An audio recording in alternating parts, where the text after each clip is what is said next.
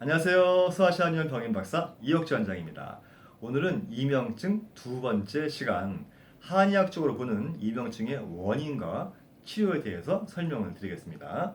첫 번째는 성생활을 지나치게 많이 할 때 이명증이 옵니다. 이것을 우리가 한의학적으로 박노라고 그러죠. 병인을.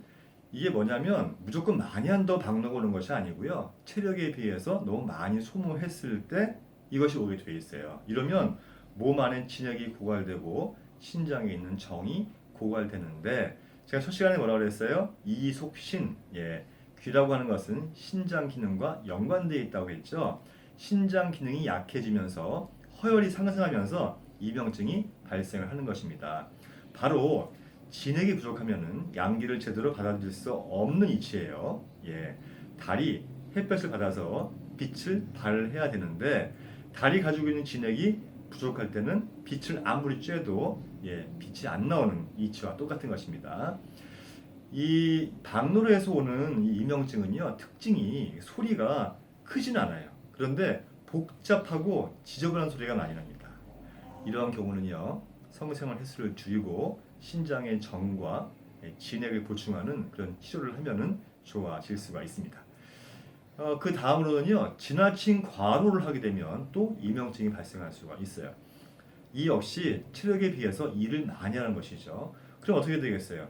기운이 없죠. 기운이 빠지는 거예요. 기허증이 되는 거예요. 기운이 없으면, 기운이라고 하는 것은 햇볕과 같은 것인데, 이 진액을 활용할 수 있는 방법이 없는 거예요. 진액이 충실하게 있더라도 기운이 없으면 그것을 활용할 수 없기 때문에 바로 이명이 발생하는 것입니다. 이런 경우는 일을 줄이고 식사를 제때 하고 영양 공급을 충실하게 해주는 것이 매우 중요하겠죠. 그 다음으로는 중년이 지나서 중병을 앓고 난 이후에 이명증이 올 수가 있어요. 젊을 때는 아무리 아파도 병이 회복이 되면은 이명증이 발생하지 않잖아요. 그런데 나이를 먹게 되면 기운이 없잖아요.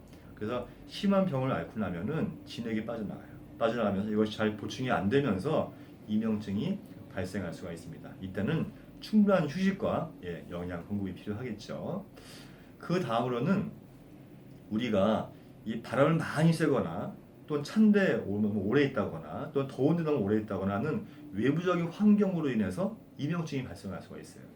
예를 들자면 아침 일찍 스키장에 가서 신나게 스키를 타고 왔는데 그 다음부터 귀에 소리가 나요. 이게 뭘까요? 바로 외감에 의해서, 외기의 환경에 의해서 발생한 그런 이명증이에요. 만약에 찬 기운 때문에 왔다면 몸을 따뜻하게 해줘야 되고, 더운 기운 때문에 왔다면 몸을 시원하게 해줘야겠죠. 이런 것들을 해야 되는 것이 필요한 것입니다. 그 다음으로는 지속적인 스트레스예요. 우리가 열받으면 어때요? 화를 끓이면 몸속에서 진액이 끓어오르면서 마르게 돼요. 진액이 마르면 열이 오르죠. 그러니까 진액이 마르면서 열이 오르는 것과 또 열받아가지고 화를 끓이는 것이 합해지면 어때요? 열이 폭발하면서 이명증이 발생합니다. 이것을 한방에서는 칠정이라고 그러죠. 화병을 다스리면 이명증은 자연히 좋아지게 되는 것이죠. 마지막으로는 몸에 담음이 있을 때도 이명증이 생길 수가 있습니다. 그 담음이 있으면요, 이명증 이외에도 어지럽거나 심장이 두근거리거나 숨이 차거나 눈이 침침하거나 속이 미식거리거나 여성의 경우는 냉이 나오거나 하는 증상이 함께 나올 수 있기 때문에 증상만 봐도 내가 담이 있구나를 알 수가 있어요.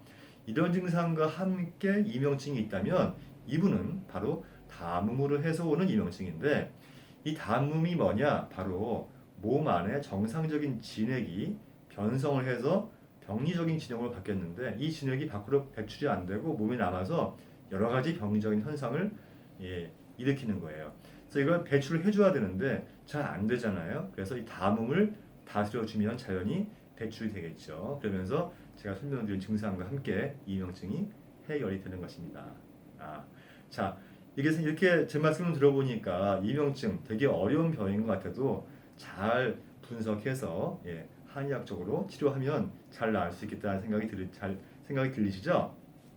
자, 제가 오늘은 그 한의학적으로 이명을 치료하는 방법에 대해 설명을 드렸고요. 다음 시간에는요, 그 이명에 도움이 되는, 이명 치료에 도움이 되는 집에서 할 수 있는 약차요법, 지압요법 등등에 대해서 설명을 드리겠습니다. 감사합니다.